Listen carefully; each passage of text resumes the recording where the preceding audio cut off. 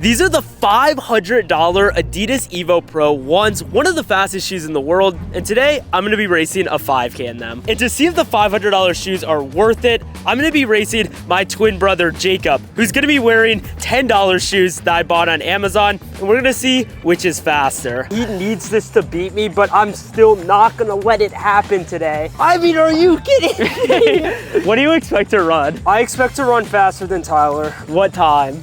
What time are you gonna run? Let's say I run 15:59. 15:58. Jacob might have a lot of trash talk, but the question is, can he back it up in the actual race? I need a private shot. So Tyler's pretty much in a lose-lose situation here. He stupidly decided to have me run this race with him. If he wins, oh well, it's the shoes. If he loses, we're gonna warm up, get these shoes on, and then get ready to race. Darkness, my old friend, I've come to talk with you again.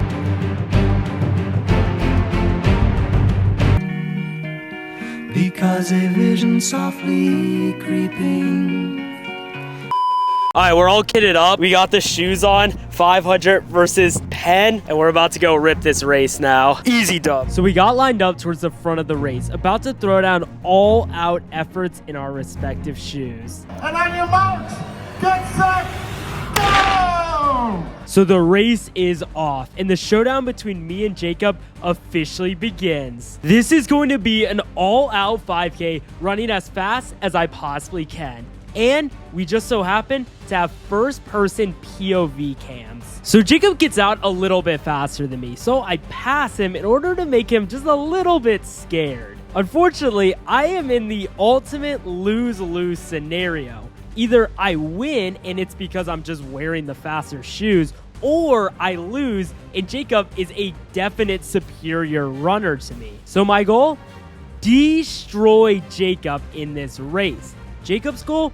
Hang on me for as long as he can and hopefully outkick me in the final stretch. We're approaching the half-mile mark, and this race got out super hot. There was this huge group, but now a lot of them have faded back, and there's really just 4 main people in front of me. And this group is really causing me to just run faster and faster. And my shoes only last one race, so you always need new ones. And the easiest way to buy new running shoes is through POIZON, which happens to be the sponsor of this video. I've been running quite a bit for training, and that means I'm going through a lot of shoes, which gets pretty expensive. But that is why POIZON is so great, because they offer running shoes at an amazing price. And you can use my code Tyler. POIZON has unbelievable discounts on some of the best super shoes in the game. And it's not just running shoes. They have an infinite variety of other shoes as well. Personally, I bought some Nike React Milers off of POIZON. Just select your size, go to checkout, and enter code Tyler for a discount. About a week later, the shoes showed up, fully authenticated, which is the best part about POIZON. You can have full peace of mind because each pair of shoes comes with the authentication card and also an authentication tag on the shoes. So if you want the best price on running shoes, click the link in the description and use code Tyler. And now back into the race. Now for this race, I didn't look at my watch at all, so I didn't really know what pace we were running in the moment. It felt fast, but it felt like a good race pace.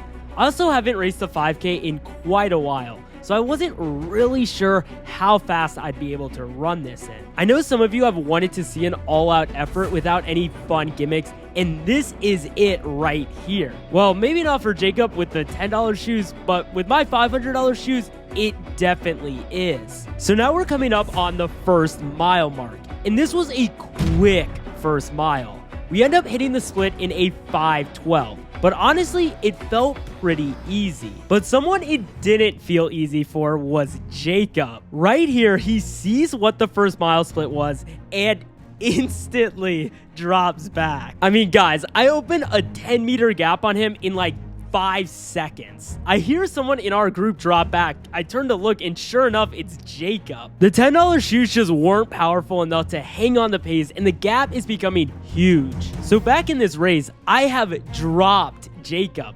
I don't want to get too confident since Jacob has beaten me in too many races to count, but I'm starting to think about how fast I can run versus if I can beat Jacob. And honestly, I'm pretty close to the lead of this race. I'm only about 20 meters or so behind the front. I honestly think if I was looking at my watch, I would be freaking out about going out in a 5:12. But instead, I'm locked in trying to move up. This whole course is an out and back, and we're coming up on the halfway and turnaround point. It's always a tight turn to do this running fast, and the dude in front of me just eats it going around the turn. But now, since we're going back the other way, I can see exactly how big of a gap I built on Jacob. And he is right there, a little bit closer to me than I would have liked. And here's Jacob's POV with the 2 leaders coming by and then me in that orange singlet, just a bit behind in that group of 4. And with the race in its second half, I want to beat as many as possible in this group. And of course, the ultimate goal, not get caught by Jacob, who is rounding the turn and now trying to run me down.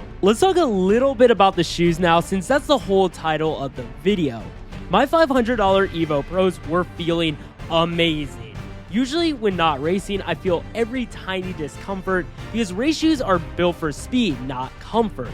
But with the Evo Pros, I actually forgot I was wearing them and they just felt fast. And sure enough, I come through mile 2 in a 5:29, so I'm still cranking some fast miles. On the other hand, Jacob was really hurting in his $10 shoes. There was extremely low structure to them, he had massive blisters, and he comes through mile 2 over 6 minutes. So it really looks like I'm gonna win this race now, barring some massive fatigue on my part. We have less than a mile to go, and I'm trying to hold it all together to put up as fast of a time as possible for you all. There's Jacob, but me and this dude named Noah have broken away from the rest of that original group of 4, and we are cruising. Without Noah, I'd be in the middle of no man's land right now and would probably be dying. But by having Noah by my side pushing me, I'm more locked in, and of course, I want to try and beat him. With about a half mile to go or so, Noah puts down this surge. And honestly, it kind of broke me. I was starting to feel that first 2-mile split of 10:40, and he started to open up a big gap on me. Before this race, I just wanted to break 17:30. But as we come into the home stretch, I'm right on the edge of breaking 17, though I didn't know it because I hadn't looked at my watch. Right here, I'm gonna come through the 3rd mile in a 5:40. My slowest mile so far, but still a quick mile. And then all of a sudden, I'm at the end. I look to the right, take that right turn, and there is the finish line. I first see the clock at like 16:50 or so, and I start kicking as hard as I possibly can, running 17:01, beating Jacob. And speaking of Jacob, he comes through his 3rd mile again in about 6 flat, and now it's his turn to kick and finish. He fell off the 1st mile pace quite a bit, but he's still running pretty well, especially when you consider he's wearing $10 shoes. And Jacob's gonna give it his all down this stretch, hurting kind of bad from the shoes, and he's gonna run 18:13. Okay, so I ended up running 17:01. The shoes felt great. I was 18:13. The shoes were not great.